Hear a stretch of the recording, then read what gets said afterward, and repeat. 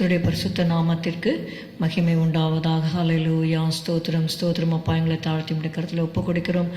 ஆவி ஆத்துமா சரீரத்தை ஒப்பு கொடுக்கிறோம். ஆண்டவரே, உடைய ரத்தத்தால் எங்களை கழுவும். அப்பா, எங்களை பரிசுத்தப்படுத்தும். என்ன வந்தாலும் நம்புவேன் என் நேச மீட்பரை. யார் கைவிட்டாலும் பின் செல்வேன் எனது இயேசுவை. அகல ஆழ உயரமாய் எவ்வளவு அன்பு கூர்ந்தார். என்ன துன்பங்கள் வந்தாலும் அவர் என்னை கைவிட மாட்டார். என்ன துன்பங்கள் வந்தாலும் அவர் என்னை கைவிட மாட்டார்.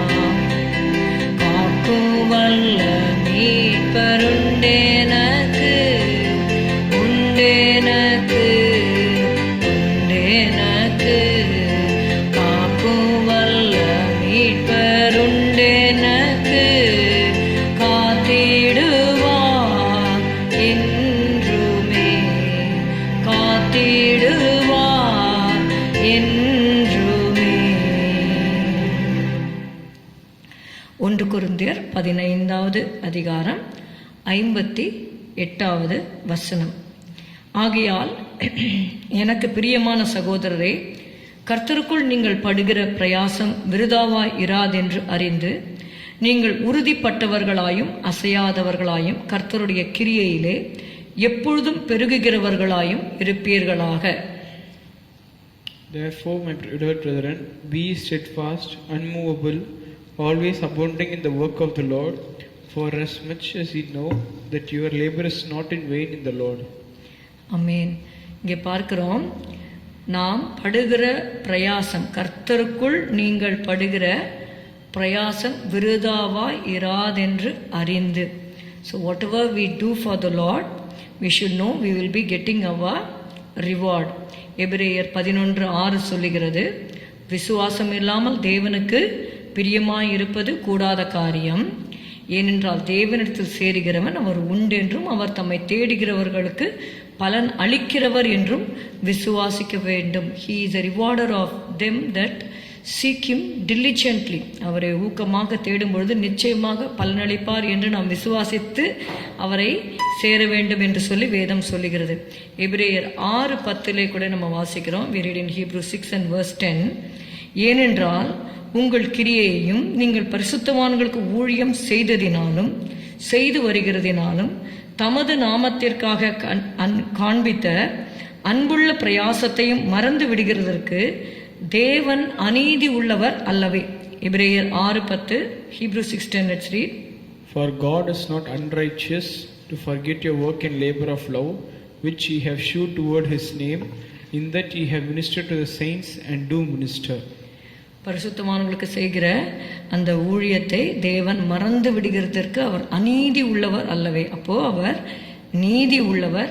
நம்முடைய பிரயாசத்துக்கு நிச்சயமாக பலன் கொடுப்பார்.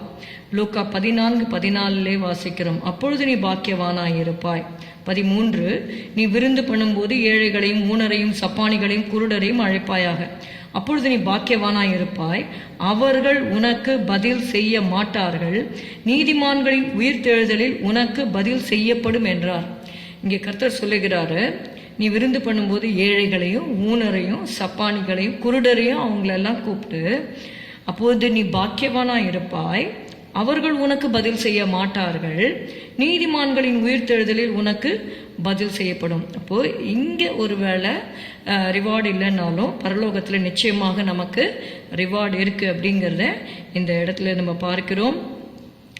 Even whatever works we do, sometimes it may not, we may think that we are not rewarded, but in eternity surely we will be seeing the reward of our labor.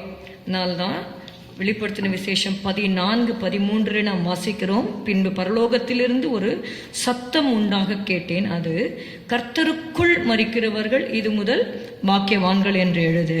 அவர்கள் தங்கள் பிரயாசங்களை விட்டு ஒழிந்து இளைப்பாறுவார்கள். அவர்களுடைய கிரியைகள் அவர்களோட கூட போம். ஆவியானவரும் ஆம் என்று திருவுளம் பற்றுகிறார் என்று சொல்லிட்டு. Revelation 14:13. And I heard a voice from heaven saying unto me, Write, Blessed are the dead which die in the Lord from henceforth. Yea, saith the Spirit, that they may rest from their labors, and the works do follow them. Their works do follow them. ஆவியானவரும் ஆம் என்று திருவுளம் பற்றுகிறார் என்று சொல்லிட்டு. இங்கே நம்ம பார்க்கிறோம், தங்கள் பிரயாசங்களை விட்டு ஒழிந்தப்போ இருக்கிற வரைக்கும், உயிரோடு இருக்கிற வரைக்கும் அவங்க பிரயாசப்படுறாங்க. அவங்க மரிக்கும் பொழுது கர்த்தருக்குள்ளாக வாழ்ந்து கர்த்தருக்குள்ளாக அவர்கள் மரிக்கும் பொழுது அவர்களுடைய கிரியைகளும் அவர்களோட போம். அதனால தான் வெளிப்படுத்தல நம்ம கடைசியில் வாசிக்கிறோம், நான் சீக்கிரமாக வருகிறேன், அவனவனுடைய கிரியைகளின்படி அவனவனுக்கு நான் அளிக்கும் பலன் என்னோட கூட வருகிறது. அதனால் நிச்சயமாகவே பலன் உண்டு. அதனால் நாம் செய்கிற பிரயாசங்களிலே உறுதியாக இருந்து அதிலே பெருகுவோமாக. ஸ்தோத்திரம் அப்பா, உம்மை துதிக்கிறோம் துதிக்கிறோம் துதிக்கிறோம்.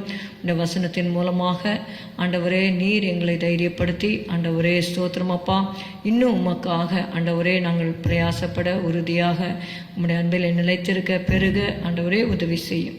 இயேசுவின் நாமத்தில் பிதாவே, ஆமேன். எல்லாரும் சேர்ந்து சொல்லுவோம். என் ஆத்துமாவே கர்த்தரை ஸ்தோத்திரி, என் முழு உள்ளமே அவருடைய பரிசுத்த நாமத்தை ஸ்தோத்திரி. என் ஆத்துமாவே கர்த்தரை ஸ்தோத்திரி, கர்த்தர் செய்த சகல உபகாரங்களை மறவாதே. Amen. Good morning. Have a good day. God bless you.